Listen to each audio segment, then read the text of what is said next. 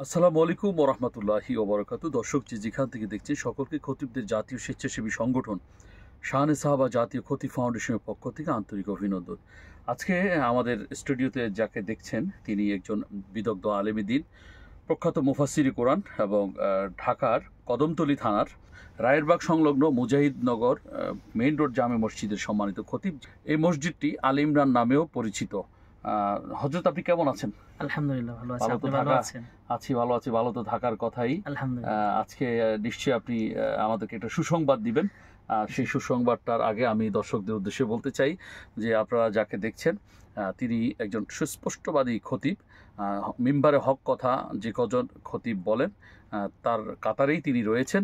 তিনি বৈষম্য বিরোধী ছাত্র আন্দোলনে ছাত্র জনতার পক্ষে কথা বলে তার যে দায়িত্ব খেতাবতের, সেই খেতাবতের দায়িত্ব তিনি হারিয়েছেন, অর্থাৎ জুমার যে দায়িত্ব রয়েছে জিম্মাদারি, সেখান থেকে তাকে অব্যাহতি দেওয়া হয়েছিল। অতঃপর শাহানে সাহাবা জাতীয় খতিব ফাউন্ডেশনের কঠোর অবস্থান এবং আমাদের উপযুক্ত মানে আইনি পদক্ষেপের মাধ্যমে তিনি কিন্তু সেখানে পুনর্নিয়োগ হয়েছেন। তো এটার কৃতিত্ব আমি দিতে চাই তার মুসল্লি, হুজুরের মুসল্লি যারা আছেন মসজিদে তাদেরকে, এবং নবগঠিত যে কমিটি হয়েছে, বর্তমান কমিটি, যেহেতু আগের কমিটিকে বিলুপ্ত করা হয়েছে এবং নতুন একটি কমিটি ওই মসজিদে এসেছে, সেই কমিটিরও কৃতিত্ব রয়েছে।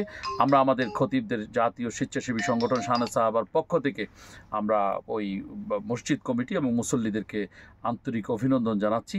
তারা আমাদের কথাটি রেখেছেন, আমাদের আবদার রেখেছেন। বিস্তারিত বলবেন ভুক্তভোগী খতিব মাওলানা মোজাম্মেল হক সাঈদ।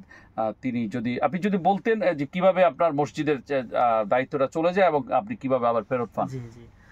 শাহানে সাহাবা খতিব ফাউন্ডেশনের সম্মানিত সভাপতি চেয়ারম্যান মুফতি শামীম মজুমদার সাহেব, হযরতকে সাহেবকে অসংখ্য মোবারকবাদ, ধন্যবাদ জানাই যে স্বেচ্ছাসেবী একটা সংগঠন পুরা দেশ জুড়ে বিভিন্ন জায়গায় খতিব, ইমাম, মুয়াজ্জিন, এমনকি বিভিন্ন মসজিদ কমিটিও অনেক সময় বিপদের সম্মুখীন হয় বা কোনো হেনস্থার শিকার হয় বা জুলুমের শিকার হয়। সব ক্ষেত্রে ওনাদের পদক্ষেপ আছে এবং ওনাদের কানে যখন চলে আসে তখন ওনারা এই ব্যাপারে সামনে আগায়া যায়। আইনিভাবে হোক, নিজেদের ব্যক্তিগত পার্সোনাল ব্যাপারে হোক, সব বিষয়ে ওনারা সহযোগিতা করেন। তা আমার যেই মসজিদটা, এটার ব্যাপার হলো বৈষম্য বিরোধী ছাত্র আন্দোলন চলাকালীন শেষ যে জুমা 2 তারিখ, 5ই আগস্ট তো দেশ নতুনভাবে স্বাধীন হলো, 2 তারিখ এর আগের জুমা, 2 তারিখ জুমার নামাজ পড়ার পর তৎকালীন সরকার যে আওয়ামী লীগ, তাদের চাপে পড়া আমার মসজিদ কমিটি হয়তো আমাকে ওখান থেকে তাৎক্ষণিকভাবে বিদায় করে দিয়েছিল। তা আমি ওদেরকে বলেছিলাম যে আমাকে যে বিদায় করছেন উপযুক্ত কোনো দোষ ত্রুটি বা আমার কোনো গাফলতি আছে কিনা। তো ওনারা বলেছেন না, আপনার কোনো দোষ নাই, আমরা আইনিভাবে ঝামেলায় আছি, পুলিশ প্রশাসন বিভিন্নভাবে আমাদেরকে ফোন দিচ্ছে, ডিস্টার্ব করছে, তো আমরা এই মুহূর্তে আপনাকে রাখতে পারছি না। প্রায় 7টা জমার পর আজকে আলহামদুলিল্লাহ ওই মসজিদে আবার আমাকে নেওয়া হয়েছে। এর পিছনে মূল অবদান যাদের ছিল, এর ভিতরে আমার অনেক মুসল্লিরা শাহানে সাহাবা খতিব ফাউন্ডেশনের সাথে যোগাযোগ করেছেন, মুফতি শামীম মজুমদার সাহেবের সাথে যোগাযোগ করেছেন। শেষ পর্যায়ে উনি আমাদের আগের যে কমিটি ছিল মসজিদের, যারা আমাকে বিদায় করেছে, ওদের সাথে ফোনে যোগাযোগও করেছে। তো জানতে পারছে যে আসলেই খতিব সাহেবের উপযুক্ত কোনো দোষ নেই যেই কারণে হুজুরকে বিদায় করা যায়। আর হুজুরের একটাই অপরাধ ছিল যে হুজুর কেন হক কথা বলবে। তা আমরা তো মসজিদের খতিবের পরোয়া করি না, আমরা ওলামাই কেরামদের একটা হক হলো, আমরা যারা ওয়ারাসাতুল আম্বিয়া ওলামাই কেরাম, আমরা হক কথা বলবো, আমার চাকরি থাক বা না থাক। আচ্ছা, আপনাকে একটা বিষয়ে প্রশ্ন করতে চাই, সেটা হলো জি, আপনাকে মূলত কি বলে তারা বিদায় দিয়েছেন? আমাকে বলেছিল যে হুজুর আপনি চলে যান, আমরা অন্য খতিব। আমি জিজ্ঞেস করেছিলাম কেন? হুজুর দেশের পরিস্থিতি খুব খারাপ, থানা থেকে বারবার আমাদের কাছে ফোন আসতেছে। এটা কি এই যে মানে বিদায়টা, জি, বিদায়টা কি মানে শেখ হাসিনা সরকারের পতনের পরে হয়েছে না আগে? না, পতন হওয়ার আগে। 5 তারিখ তো পতন হয়েছে। তা আমার বিদায়টা হয়েছে 2 তারিখ আগে। 2 তারিখে, তার মানে 2 আগস্ট। তার মানে আন্দোলন চলাকালীন আপনি যথেষ্ট ভূমিকা রেখেছেন একটু মেম্বার থেকে, এই কারণেই মূলত আপনি তাদের টার্গেটের শিকার হয়েছেন। এটাই, ওদের টার্গেটের শিকার হয়েছি এবং ওরা সাকসেস হয়েছে তখন। তো আমরাও আতঙ্কে ছিলাম, কারণ আমার আশপাশের যে খতিবগুলো, প্রায় মসজিদের খতিবরা ওই দিন জমা পড়াতে আসে নাই। আচ্ছা, এখানে একটা বিষয় বলতে চাই, যখন আমরা আমাদের কাছে সর্বপ্রথম ওখানকার কয়েকজন মুসল্লি যোগাযোগ করে তো যোগাযোগ করার পরে আমরা কি করেছি, আমরা বিষয়টিকে গণমাধ্যমের নজরে এনেছি, বিভিন্ন মিডিয়াতে, ইনকিলাব সহ বেশ কয়েকটি পত্রিকায় আপনার বিষয়টি সহ ঢাকা শহরে সারা দেশে যারা চাকরি হারিয়েছেন আমরা তাদের ডাটা কালেকশন করেছি, তাদের মসজিদের পরিচয়গুলো সহ আমরা সেখানে মিডিয়াতে এগুলো দিয়ে দিয়েছি, মিডিয়া এগুলো ছাপিয়েছে। সেই সূত্র ধরে আমরা আপনার মসজিদের সভাপতি সেক্রেটারিকে ফোন করি, এভাবে অসংখ্য মসজিদেই আমরা ফোন করেছি। আলহামদুলিল্লাহ আমাদের তৎপরতায়, আইনি পদক্ষেপের মাধ্যমে বহু খতিব বৈষম্য বিরোধী ছাত্র আন্দোলনের মুখে যারা চাকরি হারিয়েছেন তারা কিন্তু আবার কামব্যাক করেছে। খুশির খবর হচ্ছে আজকে আপনিও কামব্যাক করেছেন আলহামদুলিল্লাহ। তো আপনার সেখানে কোনো দোষ কিন্তু তারা দেখাতে পারেনি, এটা একটা ভালো দিক।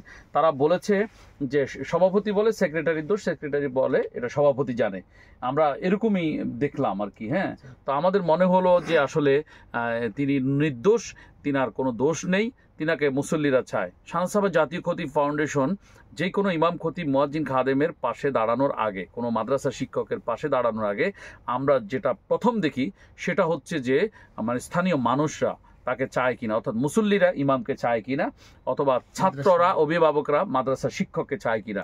যদি ছাত্র অভিভাবক মাদ্রাসা শিক্ষককে চায় আমরা শিক্ষকের পাশে দাঁড়িয়ে যাই, আর যদি মুসল্লিরা ইমাম খতিব মুয়াজ্জিন খাদেমকে চায় আমরা তার পাশে দাঁড়াবো। এটা আমাদের সংগঠনের একটা সিস্টেম। তো আপনার মসজিদেও ঠিক সেটাই হয়েছে, আমরা দেখেছি মুসল্লিরা আপনাকে চাচ্ছে। তাহলে আমরা চ্যালেঞ্জ করেছি কমিটিকে, মুসল্লিরা যদি চায় আপনারা রাখবেন না কেন? তারা বলেছে সেখানে দুই একজন চায় না, মানে কিছু বাড়িওয়ালা, দুই একটা স্থানীয় প্রভাবশালী চায় না। আমরা বলছি প্রভাবশালী না চাইলে তিনি মসজিদে প্রয়োজনে না আসুক।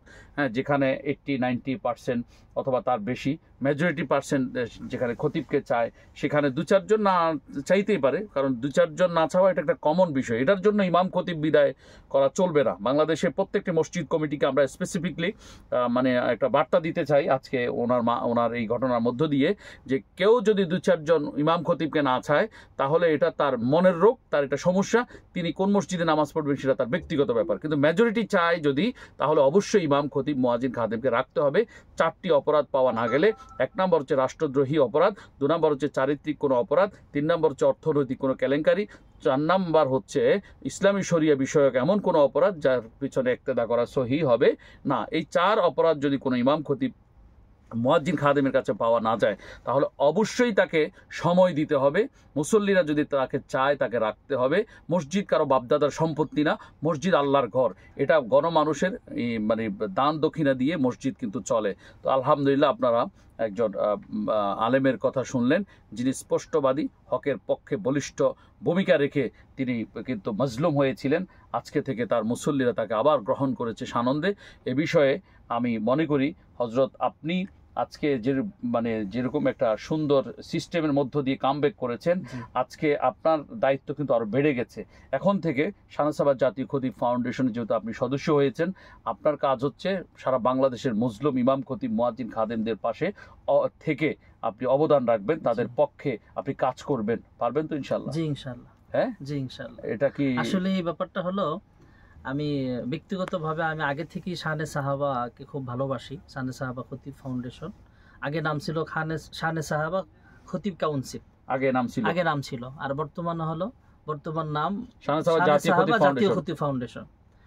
তো ওনাদের কার্যক্রম আমার কাছে অনেক ভালো লাগতো, আমি অনলাইনে ওনাকে দেখতাম, তো ওনাদের কার্যক্রম খুব ভালো লাগতো। তো আজকে সরাসরি দেখলাম যে আমার প্র্যাকটিক্যাল জীবনেও কাজে আসছে।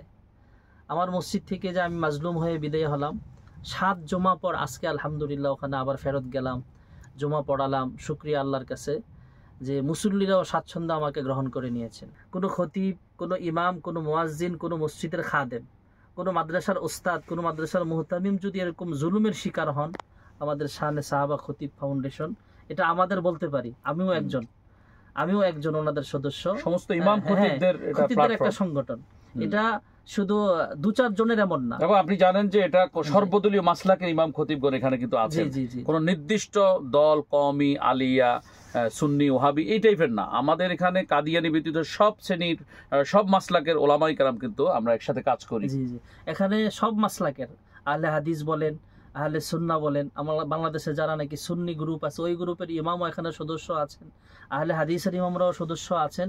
শুধু কাদিয়ানি ছাড়া সব মাসলাকের ইমাম এখানে যুক্ত আছেন। অতএব এই সংগঠনটা আমরা আরো আগায় নিয়ে যেতে হবে। তা আমি চাই ইনশাআল্লাহ আমিও যে কোনো সময় যেই কোনো জায়গায় বাংলাদেশের যেই প্রান্তেই থাকুক ইনশাআল্লাহ কোনো মজলুম, কোনো খতিব, কোনো ইমাম, কোনো মুয়াজ্জিন, কোনো মাদ্রাসার শিক্ষক যদি জুলুমের শিকার হন ইনশাআল্লাহ আমি নিজের পক্ষ থেকে ইনশাআল্লাহ এবং ওনাদেরকে শুকরিয়া জানাই, সর্বোপরি আল্লাহর দরবারও শুকরিয়া জানাই। আলহামদুলিল্লাহ। শুকরিয়া সকলকে এই ভিডিওটি দেখার জন্য, এটি শেয়ার করে দিবেন সকলে।